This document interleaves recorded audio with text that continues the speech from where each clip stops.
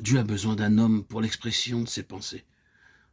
Pour exprimer cela d'une autre manière, Dieu n'a jamais eu l'intention de prononcer simplement des paroles, des déclarations, de se faire connaître et se manifester par des déclarations verbales.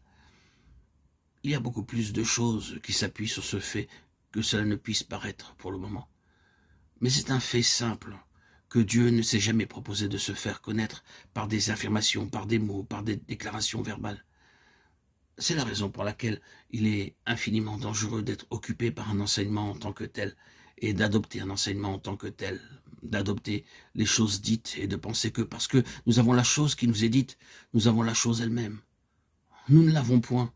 Beaucoup de gens ont toutes les choses qui ont été dites, mais ils n'ont pas la chose elle-même.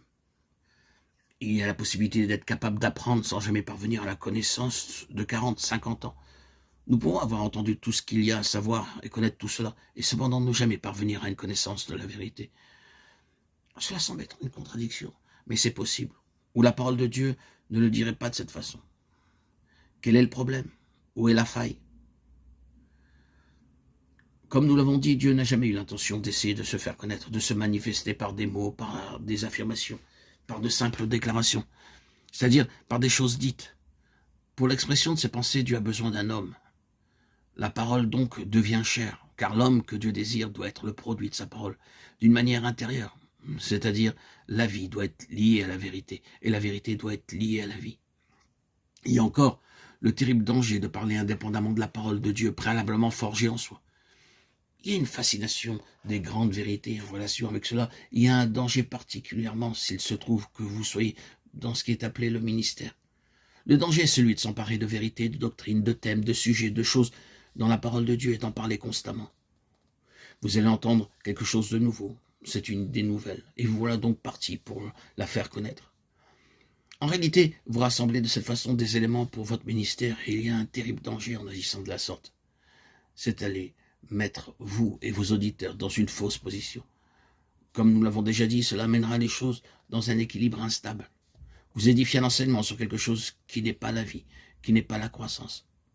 Il s'agit là simplement d'une situation où l'on donne à des personnes un enseignement comme information et peu de temps après, toute la chose culbutera. Votre édifice s'écroulera et vous demanderez quelle en est la raison. C'est seulement la vie qui compte. Vous avez posé un fondement, mais il doit y avoir une excavation, un chamboulement, un brisement, une œuvre intérieure avant que vous puissiez apporter un enseignement. C'est la raison pour laquelle dans le Nouveau Testament, la doctrine a suivi l'œuvre de la grâce dans le cœur. L'œuvre de grâce fut commencée, puis le Seigneur a expliqué par la doctrine ce qu'il avait dit. C'est souvent ainsi quant à nous-mêmes. Le Seigneur nous prend et nous fait traverser quelque chose que nous ne pouvons comprendre et qui est pour nous, tandis que nous traversons cela, une expérience terrible, sombre et profonde. Mais ensuite, il nous l'explique dans sa parole. Et nous sommes introduits dans une pleine interprétation de ce que nous avons traversé. C'est de loin préférable d'avoir les choses ainsi. La réception de la parole de Dieu par les prophètes de l'Ancien Testament est décrite par le verbe hébreu chaya, qui signifie « s'est produit ». Ainsi, le sens littéral de l'hébreu est la parole de l'Éternel, s'est produite à un tel. Dans la traduction d'Arbi, c'est exprimé par le mot « vint ». La parole de l'Éternel vint à un tel.